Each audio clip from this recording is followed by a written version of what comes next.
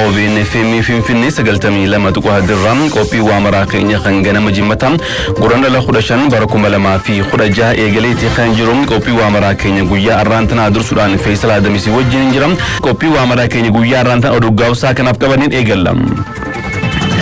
Ministeerri muummee Itoophiyaa Dr. Abiy Ahmed bakka buutota hawaasa godinaalee Oromiyaa wajjin mari'achuu himan. Ministeerri muummee Itoophiyaa Dr. Abiy Ahmed ergaa karaa fuula miidiyaa hawaasummaa isaaniin dabarsaniin bakka buutota godinaalee naannoo Oromiyaa hundarraa walitti babaa wajjin dhimmoota haala yeroo naannichaa irratti mari'achuu dubbatan. Marii bakka buutota godinaalee Oromiyaa wajjin taa'ame kun naannichatti mariiwwan hawaasaa waliin tibba kanam mari'atamee ture kan itti fufe akka ta'e ministeerri muummee Itoophiyaa Dr. Abiy Ahmed ibsan. Forumiin magaalota sagalaffaan guyyoo darbaniif magaalaa Walaayittaa Soddootti gaggeeffamaa ture xumurame. Forumichi magaalonni misooman akka wal dorgomaniif haala mijeessee jira jedhan ministeerri magaalaa fi bu'uuraalee misoomaa aadde Caaltuu Saanii.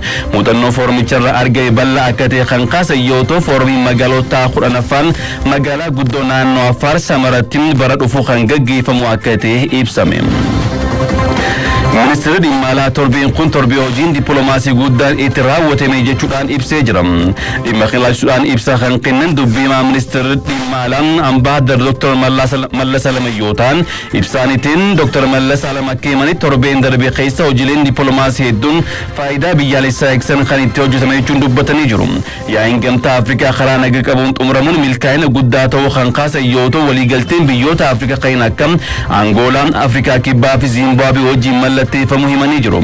Biyya akka Zimbaabuwee faana muuxannoo qonnarratti waliin hojjechuudhaaf waliigaltee mallatteeffamuu kan kaasan yoo ta'u biyyoonni ardii Afrikaa Itoophiyaan akka idil addunyaatti giddugala siyaasaa akka taatu fedhii qabaachuu kan itti mul'isan ta'uu himanii jiru.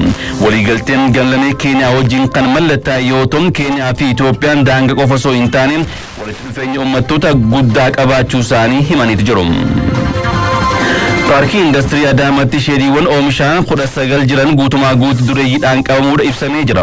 Hojii gaggeessaa olaanaan koorporeeshinii Paarkii Industirii Itoophiyaa obbo Akiluu Taaddasam dhaabbata biyyoota gamtoomanitti barreessaa gargaaraa fi qindeessaa dhaabbatichaa Dr. Raamiz Alkaaroof waliin sadarkaa Paarkii Industirii Adaamaa irra jiru daawwatanii jiru. Hojii gaggeessaa olaanaan koorporeeshinicha obbo Akiluu Taaddasaa akka himanitti sheediiwwan paarkichi dhaabbilee biyya keessaa fi dhaabbilee Noorweey, Chaayinaa, Indiyaa fi Ameerikaa fi kanneen biroon qabamuu isaanii himaniiti jiru. Hojii gama kanaan hojjetamee walitti hidhamiinsa gabaa doolaara Ameerikaa miliyoona 18 ol uumuun akka danda'ame kan kaasan yoo ta'u paarkichatti wayita ammaa lammiilee 7,000 ol ta'aniif carraan hojii gosa garaagaraa akka uumameef himanii jiru. Dr. Raamziin Alkaaroof koorporeeshinichi misooma paarkiiwwan industirii waliin qindoominaan akkaataa waliin hojjechuun danda'amu irratti mari'achuu isaanii odeeffannoon koorporeeshinii paarkii industirii Itoophiyaa irraa argame ni mul'isa. Bulchiinsi magaalaa Asallatti mana barumsa bultii addaa birrii miliyoona 168 ijaaruudhaaf dhagaan bu'uuraa kaa'ame. Sirnicha irratti ministeera barnootaa Profeesar Biraanuu Naggaa hoogganaan biiroo barnoota Oromiyaa Dr. Tolaa Bariisoo dabalatee qondaaltonni mootummaa biroo argamanii jiru. Manni barumsaa kun abbaa qabeenyaa warshaa koompileeksii nyaataa Cilaaloo obbo Taaddalaa Habte Goorgis gadaadhaan kan ijaaramu akka ta'e saganticha irratti ibsamee jira. Magaalaa Shaggaritti bu'aa qabeessummaa industirii fi hojjettoota industirii mirkaneessuudhaaf hojiin hojjetamaa jiru irratti mariin godhamee jira. Kutaa magaalaa Galaan Guddaatti hojjettoota warshaalee fi abbootii warshaalee wajjin mari'atamees jira. Magaalaa Shaggar keessa industiriiwwan 1907 jiran keessa 114 qofaa waldaalee hojjetaa qabaa jedhamee jira. Warshaalee magaalicha keessa jiran keessatti lammiilee 100 caalaniif carraan hojii kan uume yoo ta'u magaalaa industirii malee industiriin kabaja dhala namaa malee hin jiraatu jedhuun itti gaafatamaa waajjira dhimma hojjetaaf hawaasummaa magaalaa Shaggar obbo Waaqayyoo Halakiin mari'achaa jiraachuu himanii jiru. Magaalaa Shaggaritti lammiilee 100 takka industirii magaalaa Shaggar keessatti carraa hojii argatanii jiraachuu kantiibaan bulchiinsa magaalaa Shaggar Dr. Tashooma Addunyaa himan. Manni marii naannoo Harrii yaa'ii idilee shanaffaa bara hojii sadaffaa marsaa ja'affaa bakka pireezidaantiin naannichaa obbo Ordiin Badriin argamanitti taa'uu jalqabee jira. Manni marichaa yaa'ii idilee taa'uun aqaboo yaa'ii idilee afuraffaa waggaa lammaffaa marsaa ja'affaas raggaasisee jira. Gabaasa raawwii hojii walakkaa waggaa bara 2016 mana marii bulchiinsa naannichaa pireezidaantii naannichaa obbo Ordiin Badriin dhiyaateen erga irratti mari'atame boodaas raggaasisanii jiru. Manni marichaa yaa'ii guyyoota lamaaf taa'u kanaan muudumoota adda addaas akka raggaasisuun eegamachuun gabaafamee jira. konferensiin tumsa dinagdee naannolee Affaar, Amaaraa fi Tigraay jidduu jiru cimsuuf kaayyeeffate naannoo Affaar magaalaa Samaraa taamaa jira. Manni marii waldaalee damee daldalaa naannolee sadan irraa dhufan qaamolee waldaalee daldaltootaa fi damee dhuunfaa irraa dhufan konferensicha irratti hirmaatanii jiru. Kaayyoon konferensichaa rakkoo yeroo darbe iddoowwan ollaa naannoleetti uumamee tureen sochii daldalaa qabbanaa'ee ture iddoo deebisuudhaaf kan kaayyeeffate akka himamee jira. Ministeera nageenyaa mana marii waldaalee damee daldalaa Affaarii fi dhaabbilee tola ooltuuf damee irratti hojjetan saganticha sumsuun kan qopheessan yoo ta'u bakka bu'oonni ministeera nageenyaa, ministeera daldalaa fi walitti hidhamiinsa naannoo akkasumas biiroon daldalaa fi misooma industirii naannoo Affaarii fi itti gaafatamtoonni biiroo turizimii naannichaa irratti argamanii jiru. Itoophiyaa walta'iinsa yaala gannaa dhugoomsuudhaaf addurummaa ishee cimsee kan itti fuftu akka ta'e ministeera bishaanii fi enerjii Dr. Injinar Habtaamuu Ittafaa ibsan. Guyyaan laganaa 25ffaan Burundii Bujumburatti gaggeeffamee jira. Injinar Habtaamuu Ittafaa waltajjii irratti haasaa godhaniin imalli waggoota 25 inisheetiivii yaala laganaa wayita qoratamu bu'aa gaarii kan argamsiise akka ta'e himanii jiru. Hanga ammaattiin meeshaa ce'umsa qofa ta'een kan tajaajilaa jiru inisheetiivichi hammattoo seeraa fi dhaabbattummaa argachuun dhimma yeroon gaafatu akka ta'e kaasanii jiru. Hirmaannaa fi gumaachi biyyoota miseensa yaala gannaa dhaabbataa fi wal fakkaataa akka ta'u akkasumas jijjiiramu mootummootaan dhiibbaa jala akka hin galleef irratti hojjetamu akka barbaachisu kaasanii jiru. Waggaa 25ffaan kabajamuu biyyoonni miseensa yaala gannaa waliigaltee hammattoo walta'iinsa raggaasisuun fuuldura tarkaanfachuu keessatti gahee isaanii bahachuu murteessaa akka ta'e dubbatanii jiru. Itoophiyaanis walta'iinsa yaala gannaa dhugoomsuudhaaf addurummaadhaan geesii kan baattu akka ta'e himanii jiru. Walta'iinsa misooma ilaalchisee fedhii misooma olaanaa uummattoota biyyoota miseensa yaala gannaa biratti kan mul'atu ta'us ajendaa misooma inisheetiivii yaala gannaa mirkaneessuun baay'ee barbaachisaa akka ta'e Dr. Injinar Habtaamuu Ittafaa ibsanii jiru. Bulchaan godina Gujii obbo Nagaash Bullaalaan gadaan sirna nagaa lallabu waan ta'eef nagaan waaraa akka jiraatuuf abbootii gadaa roobalee waliin qindoominaan kan hojjetan akka ta'e himanii jiru. Baalliin 75ffaan Gujii karaa nagaan xumuramuu isaa ilaalchisee obbo Nagaash ibsa miidiyaaf laatanii jiru. Gadaan sirna bulchiinsa Oromoo ilaa fi ilaameen itti wal bulchaa tureen baalli yookaan aangoos waggoota 8 karaa nagaa fi duudhaa isaa eeggateen kan waliif dabarsu akka ta'e himanii jiru. Sirna dabarsuu baalli 75ffaa gadaa Gujiis karaa nagaan xumuramuu isaa ilaalchisuudhaan bulchaan godina Gujiin obbo Nagaash Bullaalaa miidiyaadhaaf ibsanii jiru. Sirna kanarratti uummata Oromoo sabaaf sablammoota biyyattii gadaa irraa barachuudhaaf dhufaniif gumaacha mootummaa naannoo Oromiyaa milkaa'ina sirnichaaf godheef galateeffatanii jiru. Qorattoonni biyyoota garaagaraa irraa gadaa irratti qorachuudhaaf dhufanillee yuuboonni gadaa fi abbootiin gadaa karaa nagaan baalliin duudhaa isaa eeggateen akka darbuun gahee isaanii baanis dhaloonni gahee guddaa baataniifis galata qabnachuun dubbatanii jiru. Sirna baallii dabarsuu kanarratti duudhaa walii dirmachuu fi wal gargaarsaan kan mul'ate yoo ta'u sirnicha karaa milkaa'inaan xumuruusaa wayita gamtaan Afrikaa dhimma nagaa fi misooma irratti yaa'ii isaa geessuu fi caffeenis yaa'ii isaa nagaan akka waara'uuf kan hojjetuun labseetti baallinis karaa nagaan xumuramuusaa adda godha jechuudhaan obbo Nagaash Bullaalaa himan. Bulchaan godina Gujii obbo Nagaash Bullaalaan gadaan sirna nagaa lallabu waan ta'eef nagaan waaraan akka jiraatuuf lallaba gadaan roobaleen dhimma nagaa irratti lallaban milkeessuuf abbootii gadaa waliin qindoominaan kan hojjetan akka ta'e dubbatanii jiru. Sirna baallii waliif dabarsuu karaa nagaan xumuramuusaa nagaa waaraan biyyattii keessatti akka dhufuuf agarsiiftuu guddaa akka ta'e bulchaan godinichaa ibsaniitiin beeksanii jiru. Gamtaan Awurooppaa qoqqobbii marsaa 13ffaa Raashiyaa irratti kaa'uu raggaasisee jira. Ambaasaaddaroota Awurooppaa tarkaanfii Raashiyaa Yuukireen irratti fudhachaa jirtuun kaa'uun qoqqobbii marsaa 13ffaadha kan raggaasisan jedhamee jira. Qoqqobbiin bal'aa gamtaan Awurooppaa raggaasisee keessaa tokko hojumaata barreeffamaa hordofuun guraandhala 24 bara faranjoota 2024 kan ragga'u akka ta'e gamtichi ibse. Qoqqobbiin kun carraa Raashiyaan xayyaarota nama maleeyyii fayyadamuu qabdu kan hir'isu akka ta'e pireezidaantiin gamtichaa Ursula van der Leyen himanii jiru. Dippiloomaatonni akka himanitti qoqqobbiin haaraan gamtaa Awurooppaa kaa'u kun ministeera ittisaa Kooriyaa Kaabaa Kang Sun nama misaayila baalaastikii Mooskoof dhiyeessaa jirus kan ilaallatu akka ta'e himanii jiru. Gamtaan Awurooppaa erga waraanni Raashiyaa fi Yuukireen eegalee qoqqobbii hedduu Mooskoo irra kaa'u isaatiin sigiteen kan dubbisiise. Dhaggeeffattoota keenya kan hordofaa jirtan OBN FM Finfinnee 92 irraa qophaa'ee gara keessan dhiyaachaa kan jiru qophii waamaraa keenya kan ganama jimmataati kanneen oduu gaggaa'oo isaa kanaaf qabannee amma kallattumaan gara oduu balballoomii tokko tokkoon ilaallu dabarra. torbe hojiin diplomaasii guddaan itti raawwatame darbe ta'uu ministeerri dhimma alaa ibse. Ministeerri dhimma alaan hojiilee torbe darbe hojjetame irratti miidiyaadhaaf ibsa laatee jiran ibsicha kan hordofee Badhaasuu Hayileeti. Ministeerri dhimma alaa ibsa torbaanii miidiyaaleedhaaf kenneen hojiin diplomaasii guddaan torbe darbe keessa hojjetamuu beeksiseera. Dubbiimaan ministeera dhimma alaa Ambaasaddar Mallas Alam torbe darbe keessa diplomaasiin faayidaa biyyaalessaa eegsisan hedduun hojjetamuu himan. ባለፈው ሳምንት ከኢትዮጵያ ዲፕሎማሲ እንቅስቃሴ አንፃር hojii diplomaasii torbee darbee keessatti hojjetameen hojiileen faayidaa biyyaalessaa Itoophiyaa eegsisan raawwatamanii jiru. Yaa'iin gamtaa Afrikaas karaa milkii qabuun raawwatameera. Kana cinaatti diplomaasii biyyoota adda addaa wajjin taasifnu irratti hojiin milkii qabu hojjetameera. Yaa'iin gamtaa Afrikaa karaa nagaadhaan xumuramuun milkaa'ina ta'uu kan himan Ambaasaddar Dr. Mallas waliigalteen biyyoota akka Angoolaa, Afrikaa Kibbaa fi Zimbaaብwee faana mallatteeffamuu dubbatan. ከተለያዩ ሀገሮች ጋር ያሉን ግንኙነቶች እንዲጠነክሩ እንዲጎለብቱ hariiroo Itoophiyaan biyyoota adda addaa faana qabdu akka daran cimuuf hojiin diplomaasii cimaan hojjetameera. Biyyoota akka Afrikaa Kibbaa fi Angoolaa wajjin waltajjiiwwan siyaasaa cimsuu irratti waliigaltee mallatteessineerra. Biyya Angoolaa faana dhimma boba'aa irratti muuxannoo kan wal jijjiirru ta'a. Biyya Zimbaabuwee wajjinis muuxannoo qonnaa irratti waliin hojjechuuf waliigalleerra. Biyyoonni ardii Afrikaa Itoophiyaan akka idil addunyaatti giddugala siyaasaa akka taatu fedhii qaban agarsiisuu dubbatanii waliigalteen gamlamee Keeniyaa wajjin taasifamuu himan. የኢትዮጵያን የዓለም ፖለቲካ መዲናነት የማጽናት biyyoonni Afrikaa hedduun Itoophiyaan giddugala siyaasaa addunyaa ta'uuf agarsiisaa jirtu kan cimsan ta'uun fedhii agarsiisanii jiru. Biyyoota ardichaa teessoo Finfinneedhaa qaban cimsuuf kan hojjetan akka ta'es fedhii agarsiisaniiru. Keeniyaa fi Itoophiyaan daangaa qofa osoo hin taane walitti dhufeenya ummatoota guddaa qabaachuu kan dubbatan Ambaasaddar Dr. Mallas lammiileen biyyoota lamaanii hayyama viizaa malee akka walitti dhufan kan taasisu ta'uu dubbatan.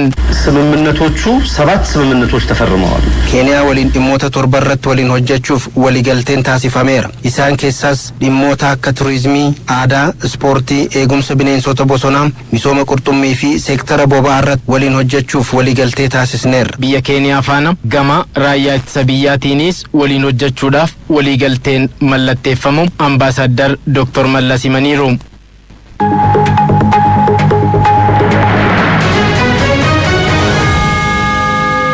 Guyyaan dubartoota addunyaa sadarkaa biyyaalessaatti guraandhala tokko bara 2016 hanga bitootessa 18 bara 2016 yeroo 48ffaadhaaf qophiilee garaagaraatiin kan kabajamu ta'uu ministeera dubartootaa fi dhimma hawaasummaa Dr. Irgoogee Tasfaayee ibsan. Kabaja guyyaa dubartoota addunyaa kan ilaalchuudhaan ministeera dubartootaa fi dhimma hawaasummaa Dr. Irgoogee Tasfaayee fi deetaa ministeera dubartootaa fi dhimma hawaasummaa Aadde Alamituu Umuud miidiyaadhaaf ibsa laatanii jiru. Ibsicha kan hordofeen Girmaa Hundeeti. kabaja guyyaa dubartoota addunyaa March 8 113ffaa ilaalchisuun ministeera dubartootaaf dhimma hawaasummaa Dr. Irgoogee Tasfaayee fi deetaan ministeera dubartootaa fi dhimma hawaasummaa Aadde Alamituu Umuud miidiyaaf ibsa kennaniiru. Guyyaan dubartoota addunyaa guyyaa walumaa dubartoonni biyya isaaniitiif godhan itti yaadatamu, hirmaannaa gama hundaan qaban itti cimsatanii fi rakkoowwan mudatan irratti mari'achuun furaa itti deeman ta'uu ministeera dubartootaa fi dhimma hawaasummaa Dr. Irgoogee Tasfaayee ibsaniiru. Guyyichi bara kana sadarkaa addunyaatti yeroo 113ffaaf kabajamu akka ta'ee fi sadarkaa biyyaalessaatti ammoo yeroo 48ffaaf kabajamu ta'us eeraniiru. የዘንድሮውን እንግዲህ ዓለም አቀፍ የሴቶች ቀን guyyaa dubartoota addunyaa bara kana sadarkaa idil addunyaatti yeroo 113ffaaf sadarkaa biyyaalessaatti ammoo yeroo 48ffaaf kabajna. Bara kana sadarkaa biyyaalessaatti mata duree dubartoota haa ga'oomsinu, nageenyaaf misooma haa mirkaneessinu jedhuun kabajama. Mata dureen kabaja ayyaanichaaf filatame waan hedduu nu hubachiisa. Guddinaa fi badhaadhina biyyaalessaa keessatti gaheen dubartoota murteessaa akka ta'e kan ittiin hubatamudha. Ayyaanicha sababeeffachuunis sosochiin ijaarsa dubartootaa garaagaraa hirmaachise guraandhala tokko bara 2016 irraa eegalee gaggeeffamaa akka jiruu fi sosochichi hanga bitootessa 18 bara 2016 kan turu ta'us ibsaniiru. Sosochii gaggeeffamuunis dubartoota dinagdeen gargaaruuf maallaqaa fi bifaan birrii biiliyoona walakkaatti tilmaamamu walitti qabuu dabalatee hojiiwwan hirmaannaa dubartootaa cimsan hedduun kan hojjetaman ta'as jedhaniiru. ማርች 8ን ስናከብር ችግር ውስጥ ያሉትንም አብረን ማሰብ ይገባል። ይገባናል። Guyyaa dubartoota addunyaa wayita kabajnu guyyicha yaadachuu qofa osoo hin taane wantoota hojjetamuu qaban adda baasuun sosochiin sadarkaa gandaa hanga federaalaatti taasifamaa jira. Sochii kanaafis dubartoota diinagdeen utubuuf deeggarsa maallaqaa fi bifaan birrii biiliyoona walakkaa ta'u walitti qabuu, dubartootaa fi daa'imman miidhaan irra ga'e 5,000 ta'aniif leenjii kennuu, waldaalee misooma dubartootaa jajjabeessuu, rakkoo diinagdee dubartootaa hiikuuf dubartoonni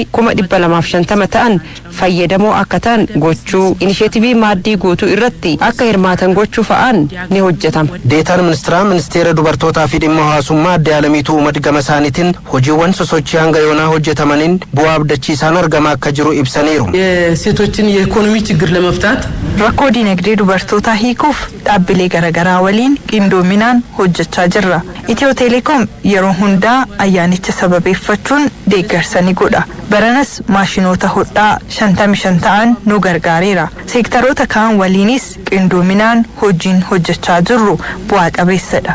Akka waliigalaattis hojii sosochii jalqabameen hojjetamaa jiru yeroo madaallu haala gaarii irra jira. Naannoleenis haala qabatamaa naannoo isaanii irratti hundaa'uun karoora gadi bu'ee milkeessuuf hojii abdachiisaa ta'e hojjechaa jiru. Hojiiwwan hirmaannaa dubartootaa cimsuun seektaroota garaagaraa waliin qindaa'uun hojjechaa jiran cimanii kan itti fufsiisan ta'us adde Alamituun eeraniiru. Milkaa'ina sosochii jalqabame kanaaf qooda fudhattoonni hundi ga'ee irraa eegamu bahuu akka qabanis adde Alamituun dhaamaniiru.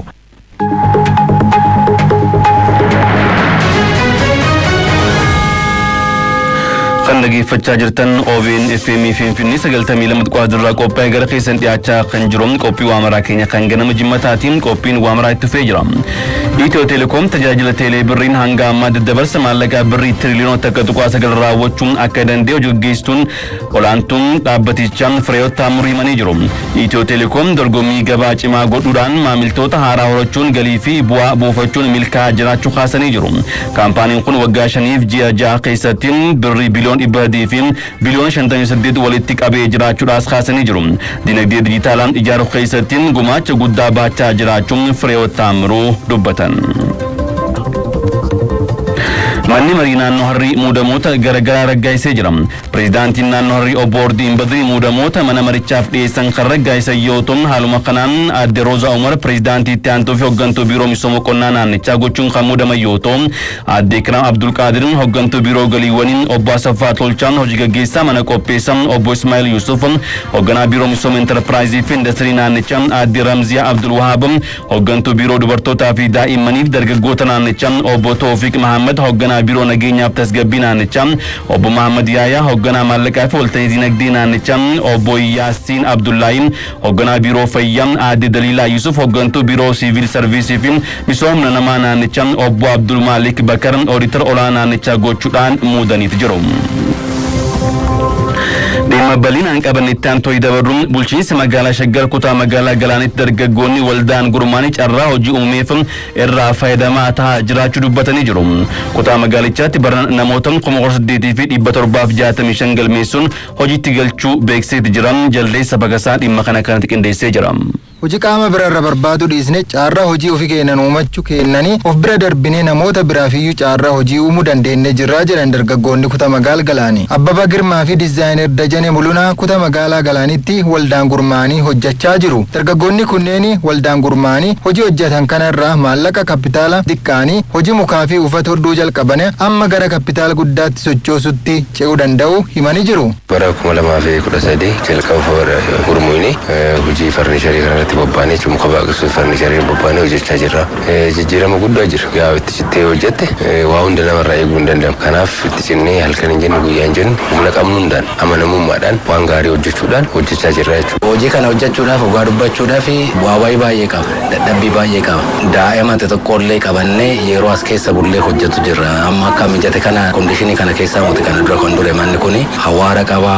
Hojiidhaan mijataa mooti baay'ee rakkisaadha ture. Dargaggoonni kunneen miseensota waldaalee isaanii qofaa don taane namooti biroofiyyuu carraa hojii uumuu akka danda'an himuuni waajirri carraa hojii uumuu kutaa magaalichaa waan bira dhaabbateef ammoo milkaa'inni kun dhufuu danda'ee itti darani. Bulchiinsinis deeggarsa nu godhee kunoo sheedii babal'aa kana nu fannee haala liqii nu mijeessee sinqeerraa liqii fudhannee marsaa duraa kaffallee lamata fudhannee amma birrii guddaa gaafachaa jirra jechuudha. Marsaa sadaffaa olmost proposaalii hunda galchinee eeggachaa jirra. Bulchiinsi magaalichaa garuu amma humna isaa deeggarsa nu godhe sheedicha nu kenne kana booda immoo nuti fooyyessinee uffata awwaara irratti kufee miila namaa jalatti kufee ta'u uffata namachi uwwisuun kana booda hingaa waan qulqullu iddoo oomisha qulqulluudhaan haala qulqulluudhaan oomishame bakka qulqulluudhaatti oomishame saba keenyatti uwwisuu qabna inni karoorfannee akkaataa kanaan qulqulleessinee ta'u amma hojiittis kan seenaa jirru.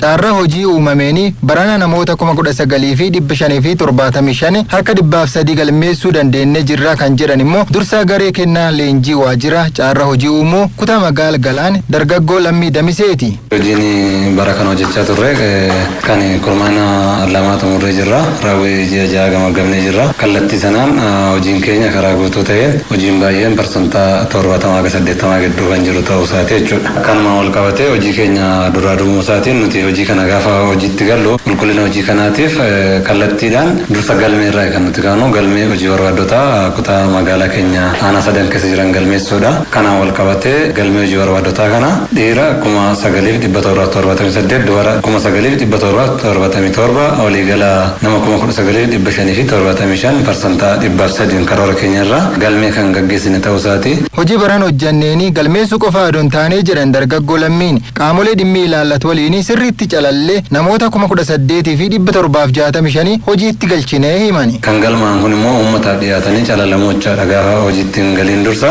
kan galmaan kana hin calallaa galmee kana calallee hojii dhabaan kun sirriidha kan kutaa magaalaa kanaatti kan jedhu sun bulchoota kutaa magaalaa fi wiirtuu kenniinsa tajaajilaa aanaa sadirraa qabna.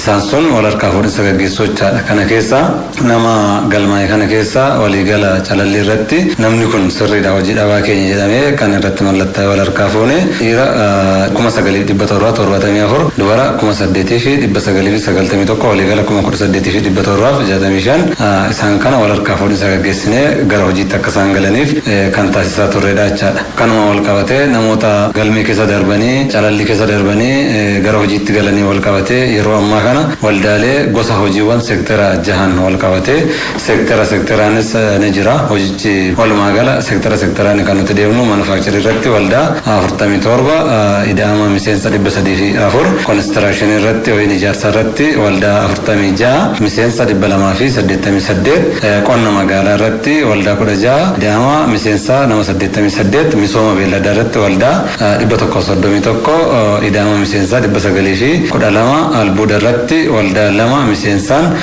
nama 22 seektara tajaajilaa irratti waldaa 121 miseensa 1,168 daldala irratti waldaa 48 miseensaan nama 397 akka waliigalaatti hanga amma kan gurmaa'anii hojiitti galanii yeroo ammaa hojiirra jiran waldaa akka kutaa magaalaa keenyatti waldaa 411 miseensaan nama